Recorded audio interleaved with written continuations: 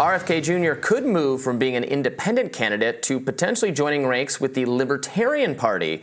Now, during an interview on CNN, RFK said it was, quote, something that we're looking at when asked if he was still pursuing that avenue to get on the ballot. Let's watch. Is it possible that you will seek, as you are running as an independent, you will seek still to be the Libertarian candidate, which would assure you getting on all 50 state ballots? That's something that we're looking at. We have a really good relationship with the Libertarian Party. I'm going to be speaking at the California Libertarian Party convention. I think it's next week or maybe a couple of weeks, and then we're talking about me speaking in New York. Now, as the independent candidate weighed his options on how best to get to 1600 Pennsylvania Avenue, he also revealed in a separate interview with News Nation that the Trump team had reached out to him to discuss a potential VP slot, but that he turned down that offer. RFK Jr. told News Nation, quote, "I would not take that job. I'm flattered that President Trump would offer it to me, but it's not something that I'm interested in." RFK also had some choice takes for his younger supporters. Lock your parents in a room and force them to listen to Joe Rogan. Let's take a listen.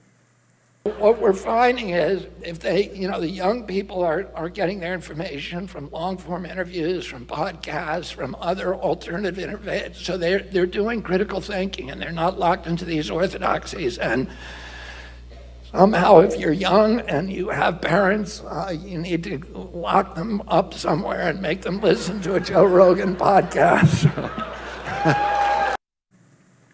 So, interesting.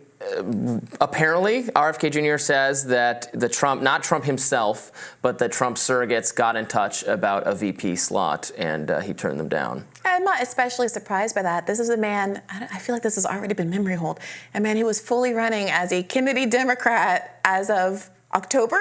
Yeah. The liberals are characterizing him as MAGA and right-wing and all of those things, but I do think it ignores kind of a core part of who he is, an environmental lawyer for 30 years. Oh, you say you're not surprised that he would turn it down? Yeah. Oh, I thought you were saying you're not surprised that he got offered. No, I'm not surprised that he would turn it down. He's a Kennedy Democrat, who's an environmental lawyer for 30 years, and who has, as part of his platform, canceling student debt. I mean, he doesn't tick all of my boxes as a progressive, but his weird sort of charm is that there is a kind of a grab bag for everyone, but that grab bag does still have a lot of more left progressive items in it that frankly appeal to a lot of independents, but would not be a good fit alongside Donald Trump. So he had conversations with the Libertarian Party back in the summer when he was still running as a Democrat within the Democratic primaries against Joe Biden. And there was a lot of speculation about him becoming the Libertarian Party candidate. He met with Libertarian Party leadership. We've interviewed Angela McArdle, who's the chair of the party, on the show before. She is, I would characterize her as very enthusiastic about him in general, happy to see, his opposition to COVID mandates, and she thought maybe he was coming just more fully into the Libertarian coalition writ large. Then, obviously, he decided to run as an independent, not specifically for the Libertarian Party, and he did get, obviously, he's gotten criticism from the left on his Israel stances, but he did get criticized by many libertarian accounts as well. The Libertarian Party Twitter account criticized, actually invited his anti-interventionist supporters to abandon him and join the party. So if they're still talking, it is interesting. From his standpoint, this would make total sense that he said, I'm going to run as independent, and has looked at getting ballot access in all the states, which is extremely difficult. It is so difficult to do it. I'm sure Cornel West is figuring out the same thing. If you're attached to a party like the Libertarian Party or the Green Party, they already have access. They're already on the ballot. So there's some tactical reasons it makes sense to do that. So I wonder if he's seen the process and decided that if he really actually does want to be on all the, as he's sworn he will be on the ballot in all the states, maybe the Libertarian Party is looking more appetizing after all. Well, I would say this. Unlike Cornel West, RFK Jr. does have the benefit of a multi-million-dollar super PAC that is aiding him in the process of getting ballot access. I mean, some states are relatively easy. Some states are very relatively more difficult because of the number of signatures you need to get. The signatures are challenged. You got to do multiple rounds and over and over and over again. But it's not, I think, a mysterious process. It largely is elbow grease and manpower. Can you get enough people out on the streets with clipboards, collecting the signatures that you need, and do it quickly enough to get the process validated before election time rolls around? And so, I'm not exactly sure. It'd be interesting to hear from some of his surrogates about how that process is going. But it's not clear to me that he needs the Libertarian Party in the way that I would argue Cornel West. It's looking increasingly like he very much would benefit from an association. But the with work's Green already Party. done. You could spend that time, money, and effort Absolutely. just, advertising yourself more generally. But here's a fundamental problem. And I don't mean to shoehorn the Israel-Gaza discussion into every conversation, but it really is the motivating impetus for so much of how people are coming to their political views in this election season.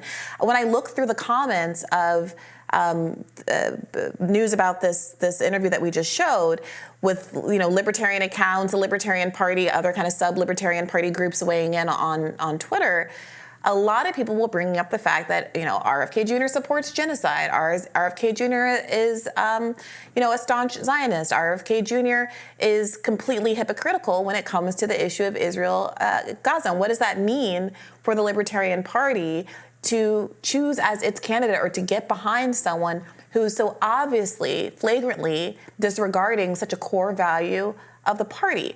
I just don't know if they're going to be able to make that fit. Well, and to be clear, it's not just up to the chair to decide. The Libertarian Party goes through a nominating process that I don't know all the details of. My colleagues at Reason who cover the Libertarian Party are far more knowledgeable about it. But he would have to go up against. There are other people pursuing the nomination, and he would have to win support from. I believe it's a delegate system that the Libertarian Party uses. So he's not going to just automatically be given it. And you're right that from a libertarian standpoint, both his foreign policy and his Israel position, and then also some of the other things you mentioned, including his support for student loan debt forgiveness and history of environmental law and regulations. Guns. Yeah, he is. By no means is he a perfect fit for the Libertarian Party, but that said, there is some enthusiasm for him among some of its leadership, and remains to be seen. It is appealing. Look, they had a lot of Libertarian Party members felt that it was the 2012 and the 2016 candidate, Gary Johnson, who's a former Republican governor of New Mexico. His vice president was Bill Weld, former Republican governor of Massachusetts. But almost a former Republican of a very, I would say, kind of never Trump ideology type. There were a lot of Libertarian members who felt that those two were not nearly Libertarian enough. Almost, despite both of them being Republicans, that they were too liberal or almost too progressive to be too reflexively anti-Trump in like an MSNBC kind of way that really grated a lot of Libertarian Party membership. Sure, but that's not an ideological. Even that, I'm just saying it is nothing new for many Libertarian parties to be sucking up and putting up with it. If Libertarians happen to like Trump and they don't like a candidate that has been too hard on Trump, that's like vibes. But being a libertarian and having someone ideologically who supports big government with respect to environmental policy and with interventionism, that's a huge. That is an ideological inconsistency. Rank-and-file Libertarians said it was that ideologically Bill Weld supports big government and Gary Johnson supports big government. It was very. Did they? It was their. I'm not going to say who's right or who's wrong. It was their perspective. I don't know, man. I found the candidates underwhelming. I didn't think Gary Johnson did a great job campaigning. He had several notable. The most attention he got was the "What is Aleppo" thing. Remember that? Right, of course. So that was not great. I thought he was not a super effective communicator on our behalf. I like now the 2020 candidate Jo Jorgensen. I was perfectly libertarian. I thought she was great. She had no name recognition whatsoever. So that's the trade-off. Gary Johnson at least had some name recognition because he had been elected at the national level.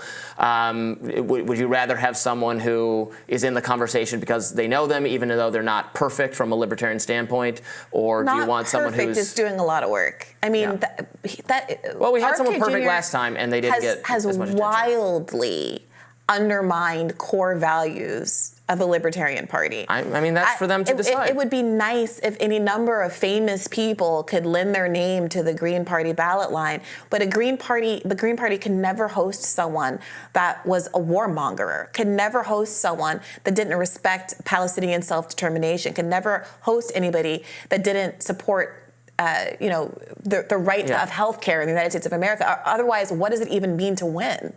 Yeah, I mean, that's the decision for the Libertarians to work out. I'm one of them, and I get to have as much say as anyone else, but we'll see how that goes. More Rising right after this.